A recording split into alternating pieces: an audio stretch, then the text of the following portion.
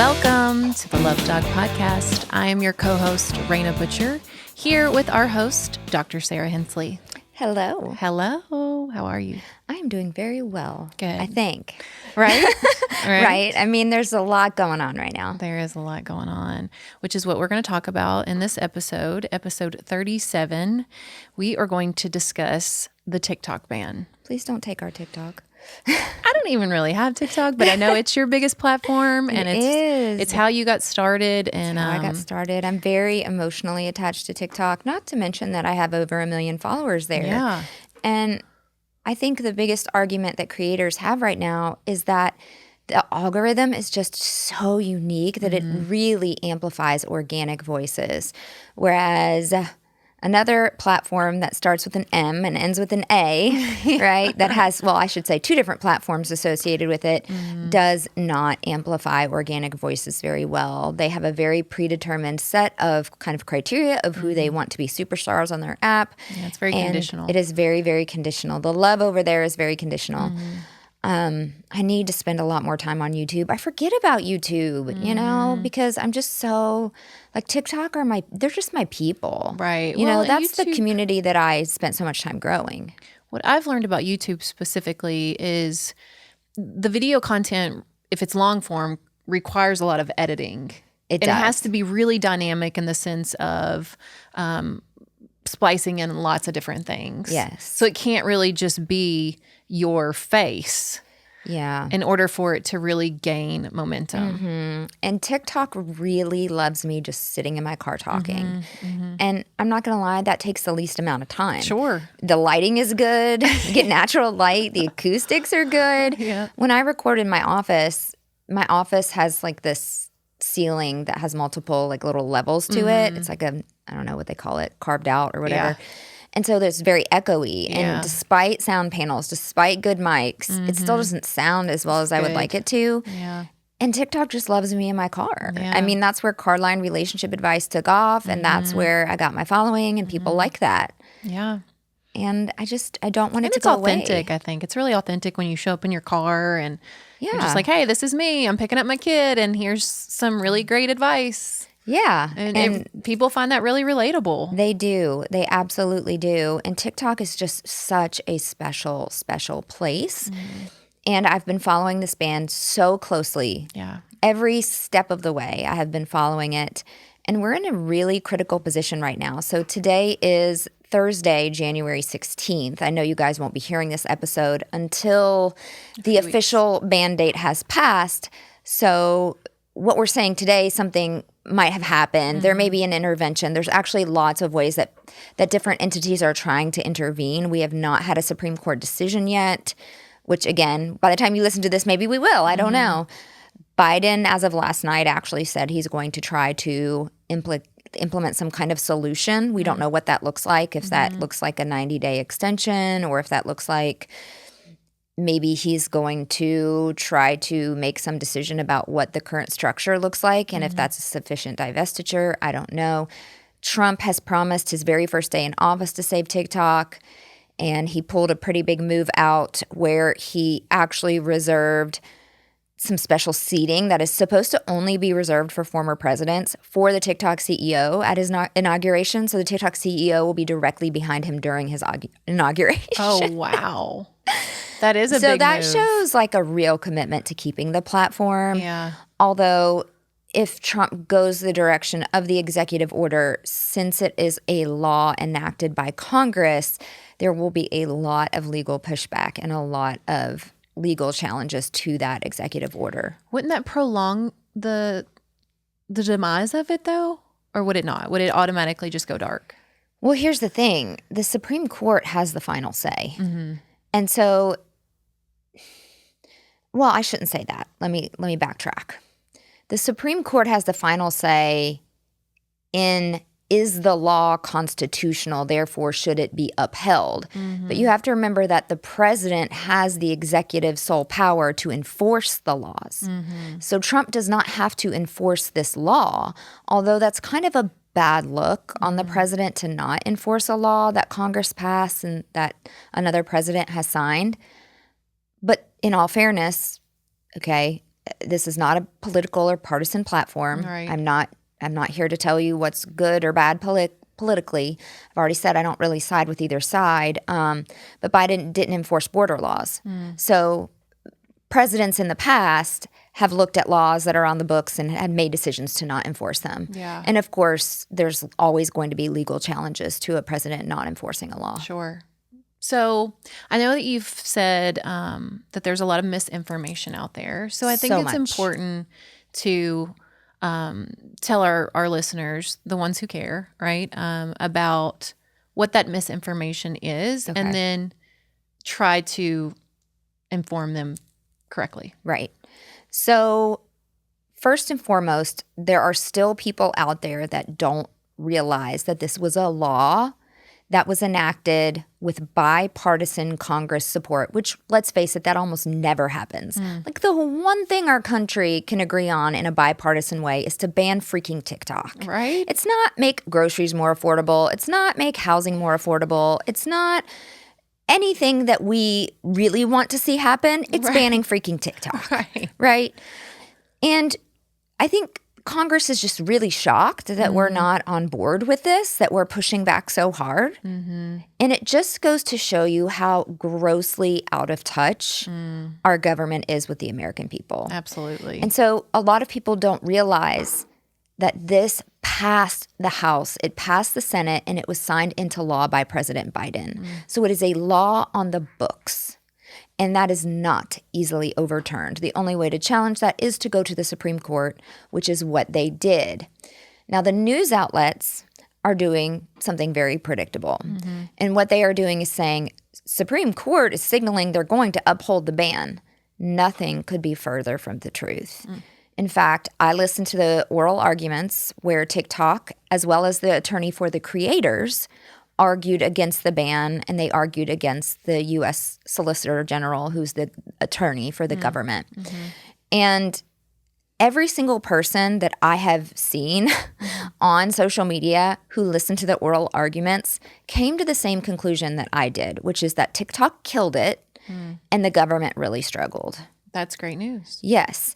And so the fact that the media is spinning that in the different direction really goes back to some social psychological principles that media uses in order to control its people. And I think the fear tactic and the fear mongering of that is the media attempting to make the people feel helpless so they don't take action. Right? It's almost like learned helplessness. Like, well, there's nothing I can do. There's this, we call it external locus of control that leads to learned helplessness. Those are the psychological principles. And external locus of control is this idea that I have no power. Every other entities around me have all the power and control my life, like the government. And therefore I should do nothing. And therefore I shouldn't take any action because it's pointless. It's a waste of my time. When nothing could be further from the truth. We still need to, even if we have way new information when this drops, that maybe Trump has stepped in or Biden has stepped in or the Supreme Court has ruled, we still need to keep pressure on our lawmakers to protect our First Amendment rights of free speech. So there are a lot of constitutional challenges for this law. Essentially, TikTok, as well as creators, have many avenues under which this ban could be overturned by the Supreme Court. There are many constitutional challenges on the side of TikTok and the creators, where the government only has one point, one argument that the Supreme Court has signaled they care about.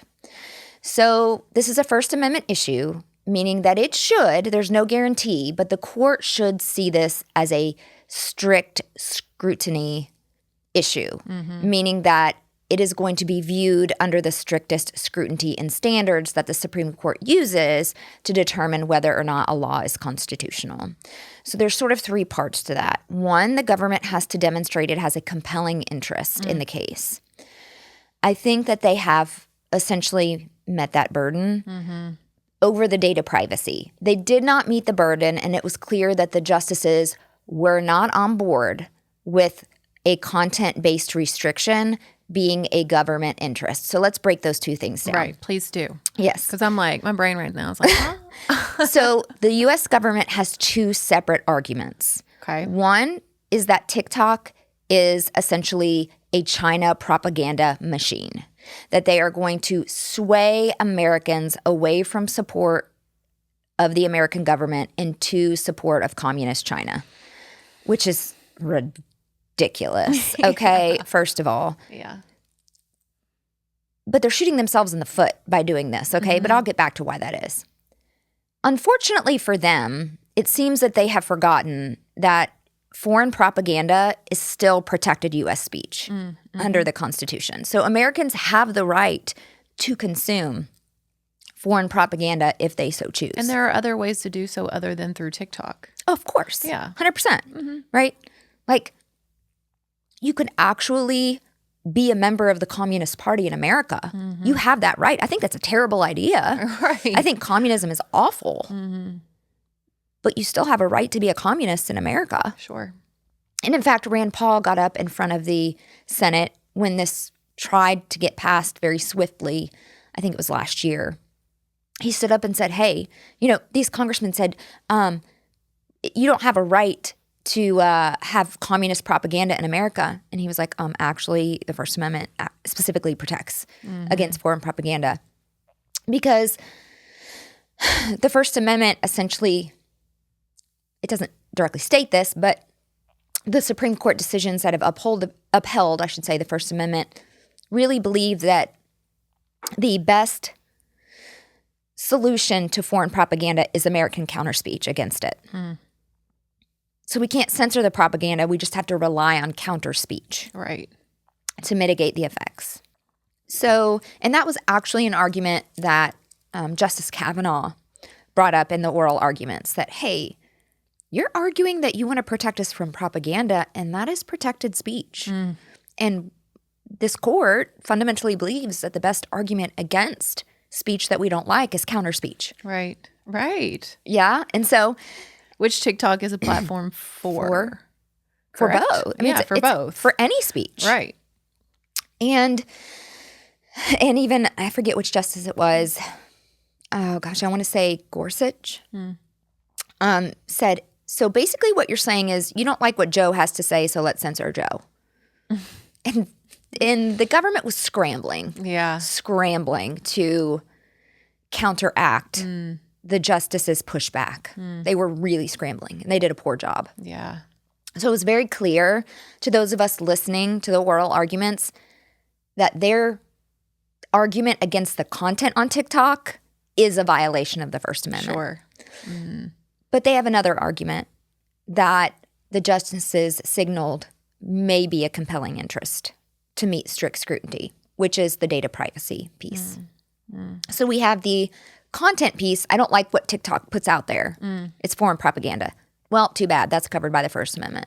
It's protected. But data privacy is another issue, right? And the government is making a real stretch here, okay? They're essentially saying that TikTok US is owned by China. It's not, okay? TikTok US is owned by ByteDance, which is a corporation in China, but it is not the Chinese government. So essentially the US is saying, hey, TikTok is owned by the Chinese government, but it's not. It's owned by a corporation in China. And that corporation itself is owned by multinational investors. Only a small percentage of the company is actually owned by someone who has ties to the Chinese Communist Party. And they don't even have ties. They're just a Chinese nationalist. They're just a victim of their own government as well, right? Right. And so, but TikTok as well as ByteDance involves multinational investors, a lot of which include Americans. Sure. TikTok USA is headquartered in America. It is run by Americans. Its CEO is Singaporean, right? And has no ties to China, which is something that in the congressional hearings they couldn't seem to wrap around their head, right? And so TikTok, as a U.S.-based company, has First Amendment rights. And that's one of the things they tried to challenge, that this isn't about TikTok, this is about ByteDance. No, it's about TikTok. Right. Right? And that's a U.S. company. TikTok Incorporated is a U.S. company with First Amendment rights. And TikTok did a very good job of arguing that. That's great. And even if TikTok didn't have First Amendment rights, the creators do. Sure. And that cannot be disputed. So again, the government struggled there. But the data privacy issue is essentially saying, hey, we think China, through ByteDance, can grab TikTok's data on American citizens and then use it later to blackmail Americans, to turn people into spies, etc. And then that takes you down the rabbit hole of a very significant issue. One, is there any proof that TikTok has actually done this? Right. Because laws based on speculation are not constitutional and would not be considered a compelling government interest. It can't be speculative. You have to show that this is an immediate threat that has already been taking place that needs to be stopped. So this is where things got really nuanced and really nitty-gritty. Because I was going to say, would they be able to openly talk about that in open court? Would it be a national security issue? There's where it gets sticky. Yeah. So the government put in, quote, secret evidence that TikTok is not allowed to see. That is classified. This both could strengthen the government's arguments or it could weaken the government's arguments. And it depends on which way the justices view the situation. So let me break that down. So according to the evidence TikTok has, all of these potential threats of data security are speculative. TikTok claims we have made no violations. We have never handed over any U.S. data to ByteDance. Data is stored on U.S. soil with the U.S. company Oracle, with a board of U.S. citizens overseeing its protection. So TikTok and the government spent the last 4 years negotiating security agreements and landed on this idea called Project Texas, which just means that all U.S. data would be stored on U.S. soil by a U.S. company, would be required to fulfill audits by U.S. citizens, ensuring that they are compliant and not sharing any data with ByteDance.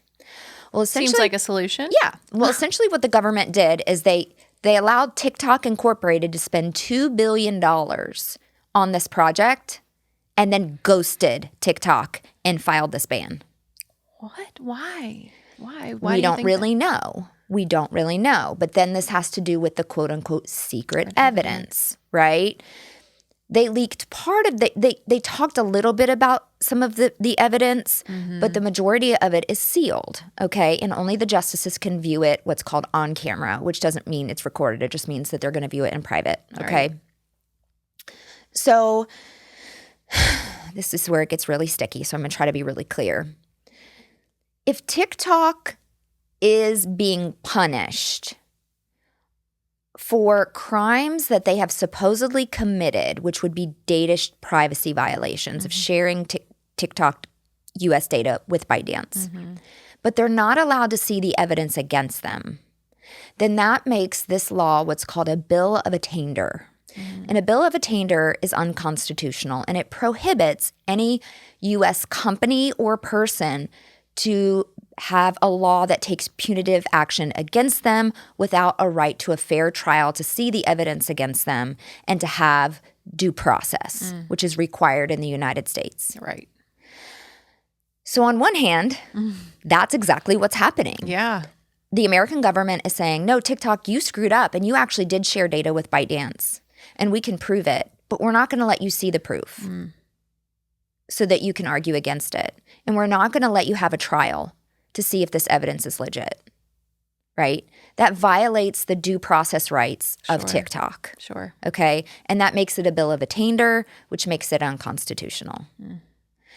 TikTok is saying, but there's a little bit of evidence here that somehow ByteDance got a hold of location data of U.S. journalists and were surveilling U.S. journalists using their location data. So TikTok's like, well, we have no evidence of that. Right. Like, we have absolutely no evidence that has happened. And in fact, we have had 3 independent audits, and we've passed all 3 of them with flying colors. And those audits were conducted by the U.S. Right. So, like, we don't have that. Mm-hmm. But the government's saying that they do. So that was very unclear in oral arguments of, like, is this part of what's in the sealed evidence that TikTok has not been allowed to see?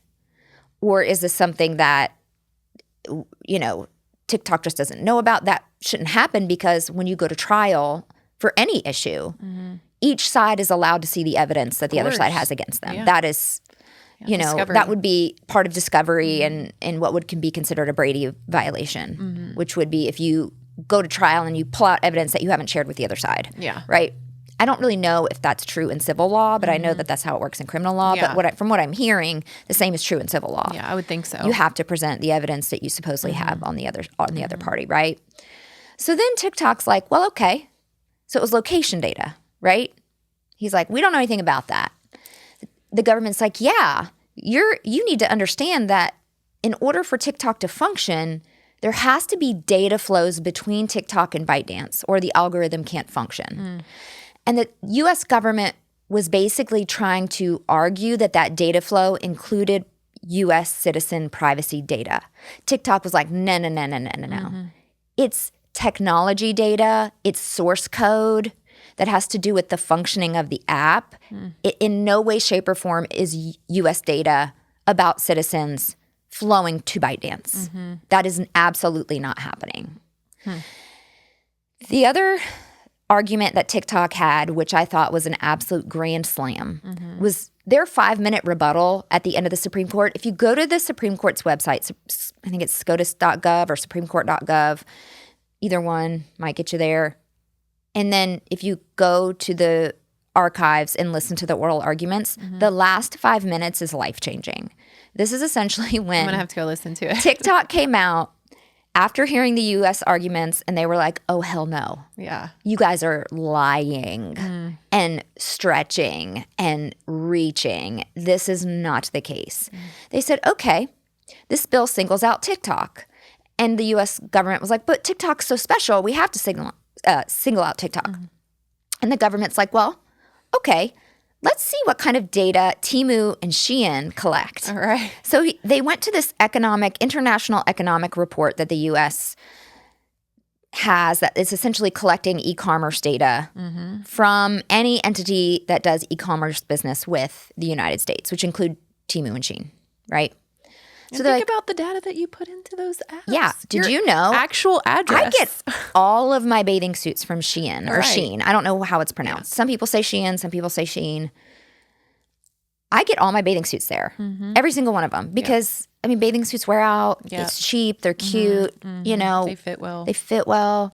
Did you know that if you shop at Shein, you are checking a box that gives that company the right to infiltrate your social media for marketing purposes, to figure out what you like and what you don't like? Yeah.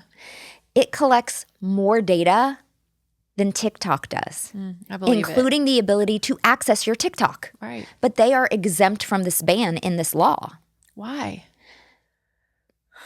That's the question TikTok has, right? Which makes it a bill of attainder. It makes it punishing TikTok for being TikTok, right? Instead of realizing that Shein can collect the exact same data on American citizens. And that was a grand slam because it really starts to essentially weaken the argument of the U.S. government that this is about national security. Right. Clearly, it's not about national security. If another company can actually collect more data on us than TikTok can, and they are not subject to the ban, that is more evidence that this is, in fact, a bill of attainder, right? That this is a punitive measure against TikTok to punish them because the government doesn't like what we're doing there, which is organizing, which is challenging legacy media narratives, which is protesting things we don't like about the government, which is getting news that is not filtered, with no censorship, that we're getting news that we can't get anywhere else. Sure.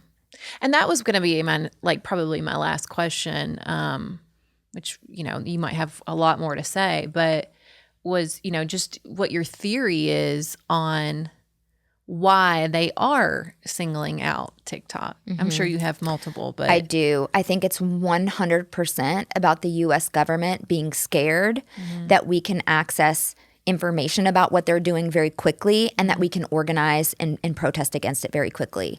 So I think that they don't like the fact that they, before, if it's not obvious by now, the government has a lot of influence over the national media. Yeah. A lot. for sure. And the fact that they don't have influence on what Americans are consuming in terms of their media, they don't like that. And it is not that they're concerned about Chinese propaganda. They're not concerned about that. They know that we don't care about Chinese propaganda. Yep. They're concerned that the things that the shady stuff that they're doing is going to be rapidly exposed. And then we can rally and make our voices heard and try to stop it. Yep. They don't want that. They want it to be delayed. They want it to have their own spin on it. They want it to be very hard for us to communicate and organize. And TikTok is a place where we can get stuff done and we can get stuff done quickly. Yeah. As it relates to geopolitical issues. And the government just doesn't have control. Right. And they don't like that. And I know with Meta, maybe I shouldn't have said the word. My arch whatever. nemesis, I can't stand it. But there has to be some propaganda there with money. Well, first of all, Mark Zuckerberg, I think his nickname on TikTok is Mark Zuckerberg now.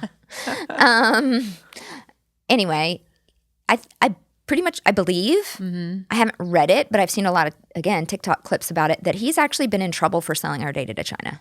He actually got penalized. And he sells our data to everybody. Mark Zuckerberg sells our data to anyone who wants it. Yes. That is a huge moneymaker for him, is selling our data. And then he's tried to come out all sad, like, we're not going to have fact checkers anymore. We're going to do community notes. Nobody's buying it, bud. We already know what your bias is. We already know that you want to censor Americans. We already know that you made a deal with the U.S. government to censor Americans during the election. He made a deal with the Biden administration. He openly admits that. He's openly admitted it to Congress that he made a deal with the Biden administration to censor conservative voices, which I think that should be alarming to Democrats as well, because Democrats have long been advocates for free speech. And so that's why we see people like Representative Ro Khanna, who's a Democrat, Ed Markey, who's a Democrat, stepping in to really try to stand up for free speech, because historically the Democratic Party has been the most free speech. And so it was very surprising that I think Biden was pressuring social media platforms to censor certain voices. It's and terrifying. Mark Zuckerberg just said, sorry, we're sorry about that. We're not going to do that much anymore. And then it was just kind of swept under the rug. It was swept under the rug. I think it's just, as Americans, we should be anti-censorship. I don't care if you're a Democrat or a Republican. Right. As Americans, we need to be anti-censorship and pro-free speech. The sooner we start censoring Americans, we lose all the other freedoms. All the other freedoms go away. And so that's why it's the First Amendment. That's why it's the first one. Right. It's the most important one. It's numero uno. It's the best one. It's the best one. Yeah. Freedom of the press and freedom to assemble are how our founders chose to try to protect this nation from government tyranny. Right. That's why it's first, right? The Second Amendment is a whole nother argument that I think is way too political for me to touch. Yeah. But the First Amendment, I think we should all rally around and agree upon. Absolutely. Okay. And it's very saddening that our government is taking the most significant steps in its history to censor and silence American voices. On the creator side, the Supreme Court actually said, is it possible, TikTok, that you lose, but the creators will win? Do you think that's a possible scenario here? TikTok said, absolutely. If you don't think that TikTok USA has First Amendment rights because of its parent company, at the very least, you must recognize that the creators have First Amendment rights to choose the platform of their choice. Right. And they have First Amendment rights to receive speech from any entity of their choice, whether that be a foreign adversary or not. Again, propaganda is protected American speech. Right. You have the right to receive information from other countries. Okay? And the government does not have the right to say, we're going to restrict speech based on the content because we don't like the content of that speech. So the Supreme Court completely shut the government down on that argument. Yeah, that's So they good. were only left with one leg standing, which was the data privacy issue. Which I still feel like they did a good job based on what you've explained. Right. Saying this isn't a privacy issue where you would be also censoring Shein. Right. And Timu. Yeah. And Timu. Yeah. Right? So come on. We're just not buying it. Yeah. Again, we don't know what's in that sealed evidence. But again, that's so shady. It is. It's so shady. And I get that it's classified. But the government, the Supreme Court does have an option of assigning TikTok an attorney that has national security clearance to view the data on behalf of TikTok. And I think the Supreme Court might do that. Yeah, that would make sense. We are all, though, very, very confused because the only opinion day before the ban goes into effect was yesterday, Wednesday, the 15th. And they did not release an opinion on TikTok. So everybody was sitting there at 10 a.m., like ready to go, waiting. I mean, people were outside the Supreme Court freezing their butts off, refreshing the page, waiting for the opinion, and it did not come. So everybody is thoroughly confused on what that means. Yeah, I think I even asked you, what does this mean? You're kind of like, eh. I think it either means they're going to just let the ban go into effect, but essentially they still have to rule on it. Sure. Or they're going to issue a stay. They can actually issue a stay at any time. And what is a stay? A stay is essentially kicking it down the road, saying, this is a complicated issue. We need more time to deliberate. We're going to just put a pause, meaning status quo. TikTok still runs. TikTok just goes about its own business until we can figure this out. That's actually fine with us. Right. Because that at least kicks it over to Trump. And Trump has absolutely committed to saving the platform. Yeah. Again, though, Trump is going to be presented with significant legal challenges if he tries to do so through executive order.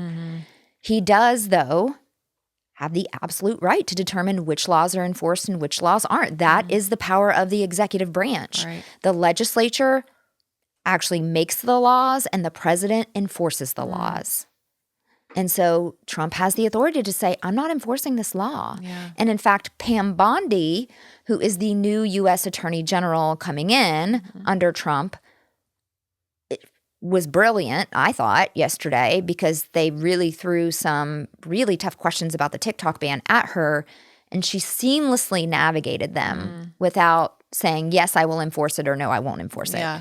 That's hard to do. Yeah. So essentially, she used lawyer talk, right, because she's an attorney, to say, I cannot comment on pending litigation, which is true. Right. Attorneys should not be commenting on pending litigation. That is in their ethics. Right. Right? But they kept pushing her anyway. But she stood her ground and said, I can't comment on pending litigation. That's great. And so essentially, you know, the media is saying, oh, that means she's not going to enforce the ban. She's not credible. She's not, you know, going to do her job. Well, you know, I mean, she has to do what the president tells her to do. Yeah. She does not have sole decision-making to enforce the law. The president of the United States does. Yeah. So you can't blame Pam Bondi. Right. You can get mad at Trump. Yeah. I mean, Everybody already is anyway. I can get, well, that depends on who you talk to. But Yeah. a lot of people, yes, don't like Trump. That we know that. Yeah. But you can't get mad at Pam Bondi. Right. She's just doing a job. Right. Like, she's just going to do what her boss tells her to do. Sure. Right? So don't get mad at Pam. Don't get mad You at know, Pam. Don't get mad at Pam, okay? Pam, leave Pam out of this. Yeah. Which, speaking of women, she nailed it, man. Yeah. She nailed it in her answer when they kept pressing her and pressing her and pressing her, trying to get her to crack Yeah. to see if she would say, yes, I will enforce it no matter what. And again, she just has to do what her boss tells her to do. Sure. So it's like, yeah, could she try to step outside and do something that Trump says not to do? I guess she could, but I don't know what would happen to her. Right. Like, I don't know how that works, right? Of like the enforcement of power there. And I don't either. I'm not going to pretend that I do. But I think what's important to remember is so many people have put their irons in this fire. Sure. Okay. Trump submitted an amicus brief to the Supreme Court. An amicus brief is saying, hey, I'm just a friend of the court that has a vested interest in this case. And I think what you should do is just not rule on this. I think you need to punt it over to me and let me figure this out through geopolitical negotiation, which would absolutely be the best thing. Absolutely, yeah. Right? Because then not only is it a negotiating tool with China, but then Trump has the sole decision as to what is considered an appropriate divestiture to fulfill the law. And when they wrote this law, I don't think, at least the Democrats, assumed that Trump was going to be president. Yeah. Because that gives the president a lot of power. It gives Trump the power to determine who is and who is not a foreign adversary. And if they are, what platforms we can engage with as a result of that. That gives the president a lot of power. And I do think that the Supreme Court might see that as an overreach of one of the branches. Because the court's job is to essentially make sure that neither the Congress nor the president takes too much power. Right. And has too much overreach over the people. The creators submitted an amicus brief and actually had representation arguing for them in front of the court. So this just isn't TikTok USA fighting the government. This is the American people fighting the government. Absolutely. This is, those creators, I think it was 8 creators, they represent me. They are representing me, Sarah Hensley. You wanted to go. I wanted to go, and I wanted to be on the lawsuit, but I missed the train. I think that you had to be really fast. And do you still have your call tomorrow? I do. I think that's something I should mention here. So I made a video that went very, very viral a few days ago, basically hopping on board with Senator Markey and Congressman or Representative Ro Khanna, who jointly sponsored legislation. So Representative Khanna is with the House of Representatives, Ed Markey is a senator. And bills really need joint support of both houses of Congress in order to make any headway. So they put out a video. I was one of the first people to see this video. It just happened to come on my For You page when it was brand new. So I immediately made a video sort of sharing what they said to do on how to organize. What they wanted was for everybody to make a TikTok video saying what TikTok means to them and tag both of them in it. And essentially they said, what we're going to do is we're going to show all of our colleagues these videos. We're going to push it in their faces. We're going to make your voice very loud to our colleagues, right? And then they also wanted us to, any video made opposing the ban, to tag them as well, right? So they just wanted basically their inboxes to be flooded with people talking to Congress. And then they were going to take those voices and put them in front of Congress. Yeah. So last night, Ed Markey gets on the Senate floor. He essentially says there's one legislative way to extend the TikTok ban. We're not even going to try to take down the ban. We're just going to extend it and try to give us more time to figure this out a little bit better. It had to procedurally go through a unanimous vote on the Senate because in order to skip all the other procedures, it has to unanimously pass the Senate. So the way this works is you present the bill on the floor, you say, I'm taking it for a unanimous vote. All everybody has to do is just sit there and be quiet. Unless nobody raised their hand and says, I oppose, it passes. One dude stood up and opposed it. One senator. His name is Tom Cotton from Arkansas. So our job is to call Tom Cotton and to make social media videos about Tom Cotton and to call this dude out. Yeah. That should actually be our sole mission in the next however many days is to help this guy lose his seat because he does not serve the American people. He does not care about the voices of the American people when all the other senators seem to kind of get the picture that America was pissed and that they made a decision that was against the interest of the American people. So when one opposes, do they have to state why? Yeah. Okay. And he sat on a throne of lies, okay, and said that that TikTok was Chinese propaganda that is ruining and poisoning the minds of our children, and that it is a Chinese spyware app. I'm dying. Well, that's first of all, it's a little delusional. It's completely delulu. First of all, the Supreme Court already said, if you are saying that the reason you want to ban this app is because it's Chinese propaganda, let me tell you right now, you've already lost. Yeah. Okay? And the government was like, no, that's not what Congress thinks. They tried to really backpedal that. When they got the pushback from the justices that if that's what you're trying to do here, you've already lost. Yeah.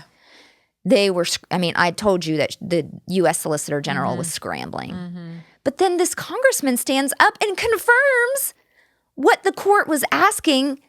Does Congress view it as this? Because if they do, if that's their reason for making this law, you guys have lost. Right.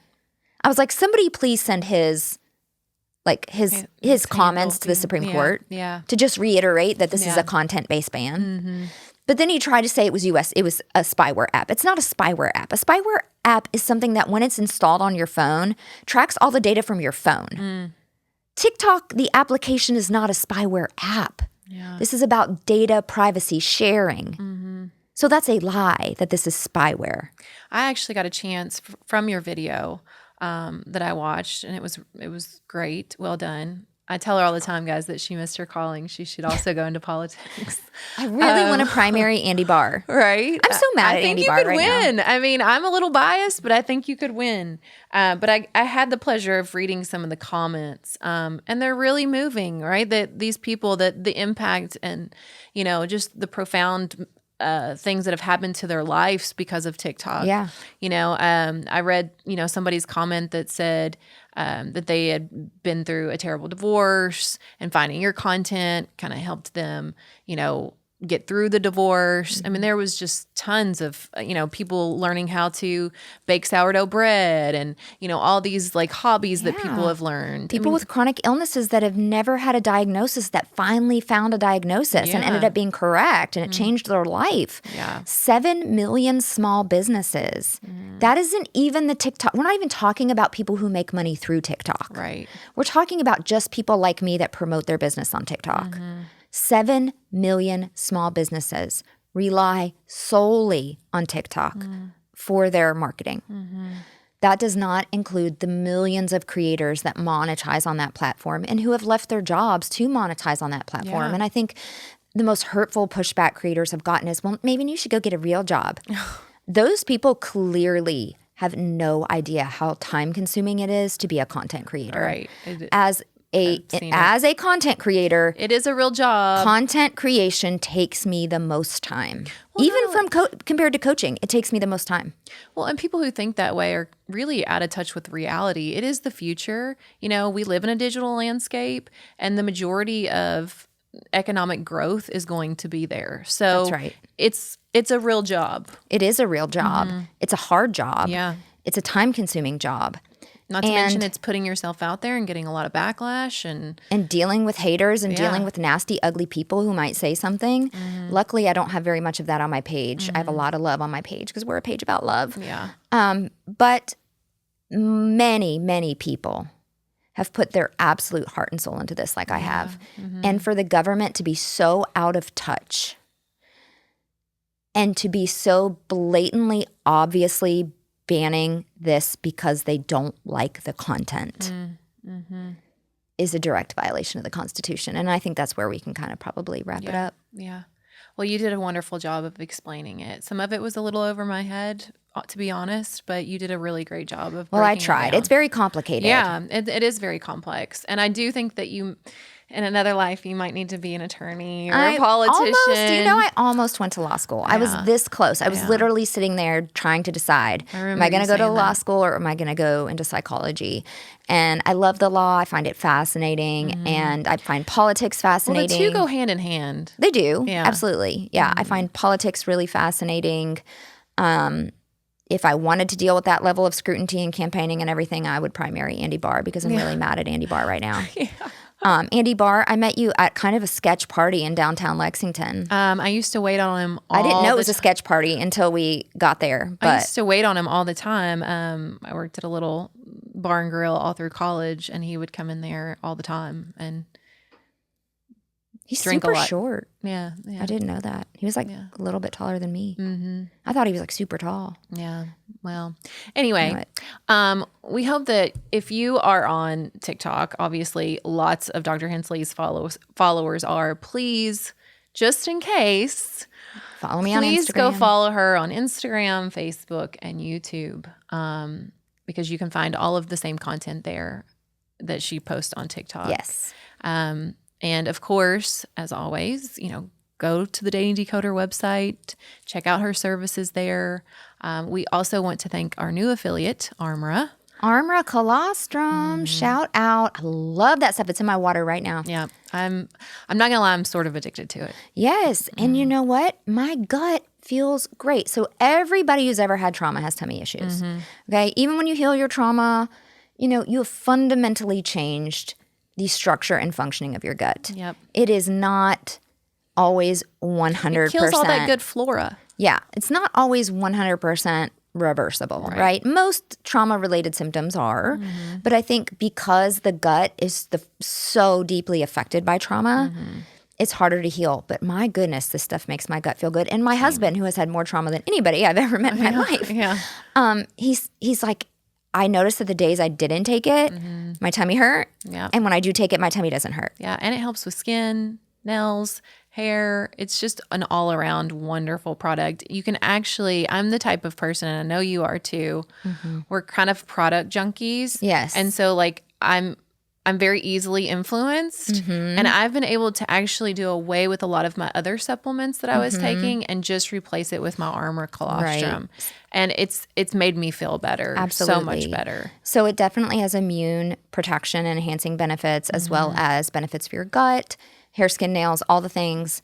And it's just, an overall very well-rounded product. Yes. Product. Yes. Love it. And if you go to their website and use promo code LOVEDOC at checkout, you can get 15% off. Great. Thank you, Armra, for being an affiliate Yes. and really supporting this podcast. Absolutely. And thank you to each and every one of you all. Please, this is a wonderful episode to share. Share with your friends. Share. No matter what new news we have when this drops, just share it. Yeah. Let this podcast episode go viral, please, because I really think you did a great job of breaking it down and really teaching people the right information.